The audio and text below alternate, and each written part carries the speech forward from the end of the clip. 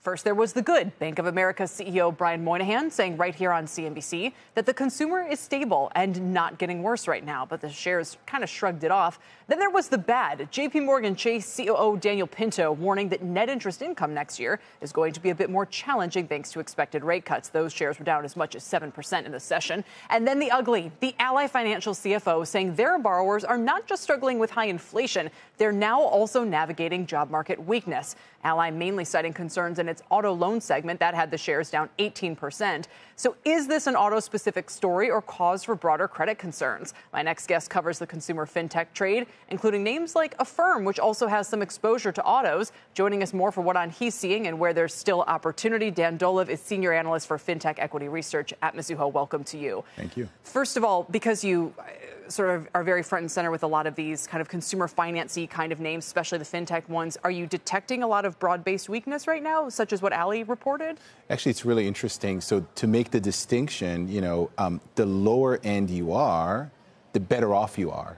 So what we're seeing for, Affirm or even Upstart, we're actually seeing them doing better now than the more prime consumer. So I think this is more idiosyncratic Ally specific, the commentary, and not a broad-based weakness in the delinquency sense for the Affirms of the world. That is interesting and surprising. You think the fintech players with more exposure to the lower income consumer are doing better right now? How could that be? Correct. I know it's counterintuitive, but subprime is sort of the place to be. And if you think about what happened, for example, at Upstart, that's the best example. The low-end consumer got a lot of stimmy money. They spent beyond their means. And now that they've pulled back on the spend, they're actually paying back their loans. And so it's more about paying back your loans on time that lowers delinquencies than anything else. And that actually causes a slowdown in the macro, but it's good for the borrower. And the prime consumers are actually experiencing the same thing that the subprime consumers experienced 6 months ago. And that's the disconnect that you're seeing. So that's the time to sort of, buy Upstart, buy Affirm, because there's a disconnect in the delinquency trends. This is surprising on a number of levels, but you think what Ally is talking about is actually more of a prime consumer, maybe that more middle-class consumer who is now feeling the pinch. And what is that from, the slowing job market? It has to do more with the behavior of the consumer, right? So the low-end consumer kind of depleted their savings, like 6 to 12 months ago, and they started pulling back on spend. They spent more rationally. And I think what we're seeing now is that the more prime consumer is seeing the same thing. Obviously, jobs are not happening, right?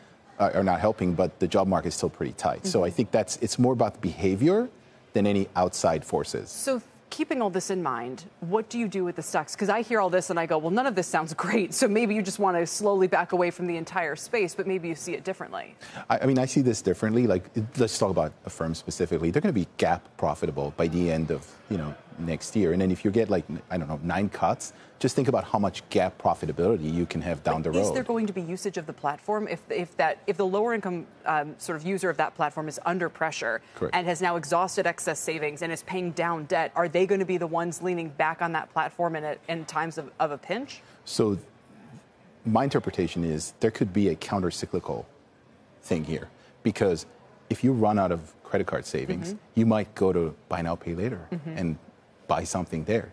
So we don't know yet because we haven't been through a real recession, but there could be a counter-cyclical, steering towards buy now, pay later, which would help companies that can underwrite really well, like Affirm. Even if that means a year, 2 years after that surge of demand, there's then a spate of defaults? So you think they would be able to avoid that? And maybe by that time we're out of recession or we're on the rebound or something like that. And lower borrowing costs. And they can actually open the spigot and open the credit box because of that if we get into, a better environment. But that counter-cyclical thing, we've never seen that.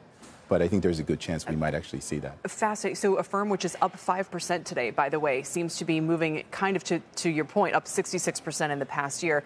What else in the space, then, do you either want exposure to or want to avoid if you think this is going to be the trend for some time? So if this is going to be the trend, I would, Affirm, Upstart, for example, which is sort of the quintessential subprime borrower space. We always talked about SoFi, right? SoFi is the last stock in the fintech, consumer universe that hasn't worked. And it hasn't worked because there's a lot of prejudice. A lot of people hate it for no other reason but just because they've hated it forever. It's going to behave in the exact same way that Affirm and Upstart behaved.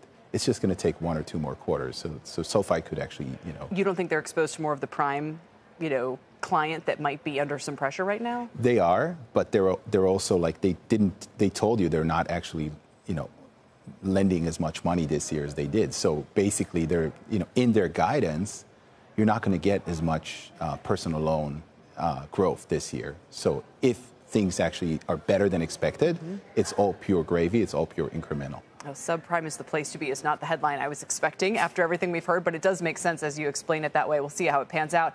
Dan, thanks for your time. Appreciate it.